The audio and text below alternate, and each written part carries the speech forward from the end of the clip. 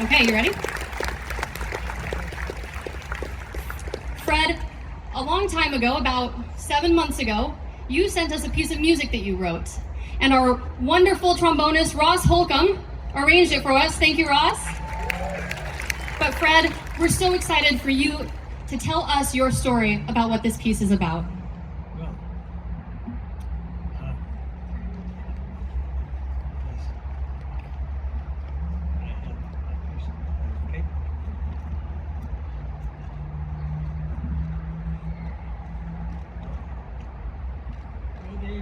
Good evening, all of you music lovers. My name is Fred Faulkner, and I am a veteran of the Battle of the Bulge. The Bulge was so named because when Hitler began his attack, he broke through the Allied lines and created a bulge in the formerly mapped straight line that showed the Allied positions following the Rhine River. It was unbelievably demanding and torturous to the American forces. The Ardennes Forest Battle, otherwise known as the Battle of the Bulge, was the worst battle of the European engagement. It was Hitler's last gamble and proved to be a failure, but not before taking many thousands of American and British lives. 500,000 American troops served in the battle, of whom 19,000 were killed in action. 19,000, just think of that. 19,000 American boys, mostly aged 18 to 21, a bunch of out there.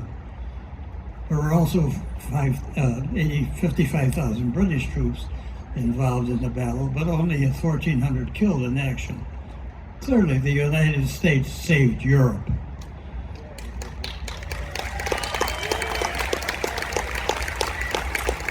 The weather was horrible, and it lasted 40 days, from December the 16th, 1944, to January 25th, 1945.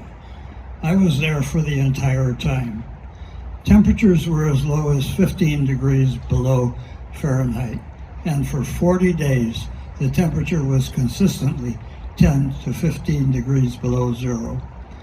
Additionally, there was a blanket of 18 to 24 inches of snow on the ground. The wind was blowing constantly and it never stopped. It was acknowledged as being the worst winter in Europe in 50 years. We were constantly at the mercy of the Luftwaffe and the German 88 artillery, the most effective artillery piece in the world. It was used as artillery, anti-aircraft, and anti-tank weapon.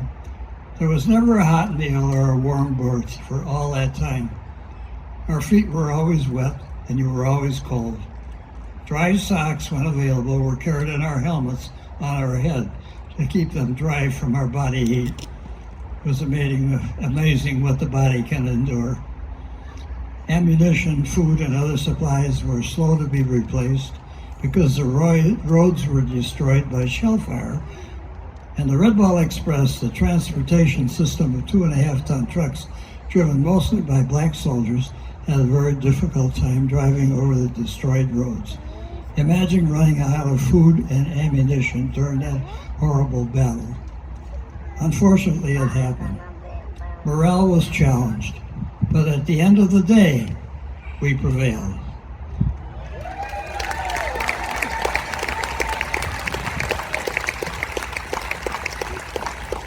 With that as a background, in 2007, I was inspired to tell this story musically, along with much help from Henry Fletcher, my band director of the Ritchie Concert Band, which I've played in over 20 years. We composed the Ardennes March, which you are about to hear. Also my thanks to Ross Holcomb, trombonist in the Florida Orchestra, who converted this piece for the concert orchestra.